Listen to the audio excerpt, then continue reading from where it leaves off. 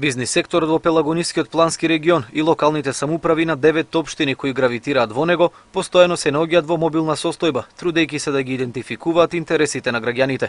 Во време кога се нудат различни можности за зголемување на квалитетот на живот, посилна граѓанска поддршка и поголем профит, Центарот за развој на Пелагонискиот плански регион одлучи да ја зајакне врската помеѓу општините и бизнис заедницата. Јас искрено се надевам дека бизнисот кој што е многу динамичен по суштина и неретко не трпи долги бирократски формални процедури, се надевам дека ќе го препознае овој момент, оваа понуда, би рекла, од јавниот сектор и дека ќе успее да идентификува своји области на интерес и конкретно да го развие тоа јавно-приватно партнерство. За нас не е важно кој ја дава иницијативата за тоа да се направи, важно е дека денеска сме сите овде заедно да зборуваме на таа тема, а се разбира и да излеземе со наши идеи за понатаму да најдат реална имплементација. За општина Битола јавното приватно партнерство не е непознат инструмент во реализацијата на проекти од интерес на граѓаните. Врз принципот на соработка на јавниот и приватниот сектор, во Битола беше изграден новиот пазар, асфалтирани се неколку улици, реновирани се објекти. Новите можности пак кои ги нуди јавното приватно партнерство за општина Битола ќе бидат особено интересни од 1 јануари, кога локалните самоуправи ќе се стекнат со правото да располагаат со земјиштето што во моментов е сопственост на Република Македонија. Мислам дека е интересно, посебно што сега се зголемува потенцијалот на општините со надлежноста што се дава врз земјиштето. Знаете дека од идната година, 2011 година, земјиштето ќе биде на некој начин управувано од општините. Сега потполно тука надлежност има само владата, односно државата. А мислам дека тоа е добро затоа што и таму ќе може да се прават некои компромиси околу надлежноста, односно користењето на самото земјиште кое што нема да биде само државно, туку ќе биде во надлежност и управување на општините.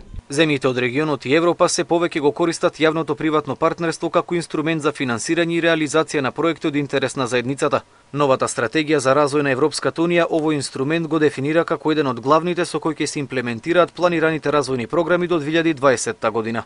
Кога зборуваме за јавното приватно партнерство пред се во Европската унија, зборуваме за големи инфраструктурни проекти со неколку стотици до десетици, стотици, па и милиарди евра, кои што од своја страна подразбираат присуство и на таков вид на приватни партнери со такви капацитети кои што можат да ги спроведат, менаџираат таквите проекти.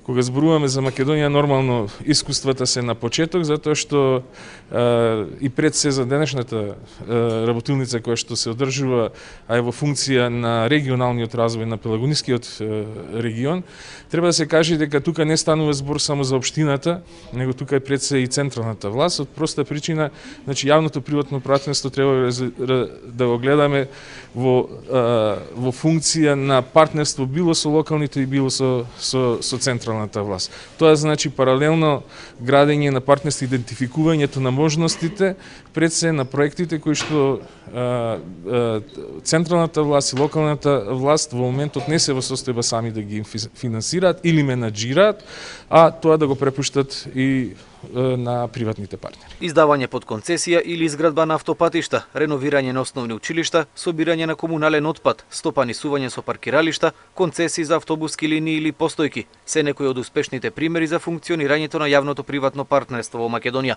Според експертите, домашните закони кои се однесуваат на овој инструмент даваат солидна рамка за негова реализација. Успешната имплементација во иднина ќе зависи од подготвеноста за измени на законите и подзаконските акти кои се однесуваат на една од најдинамичните области, соработката на јавниот и приватниот сектор во државата.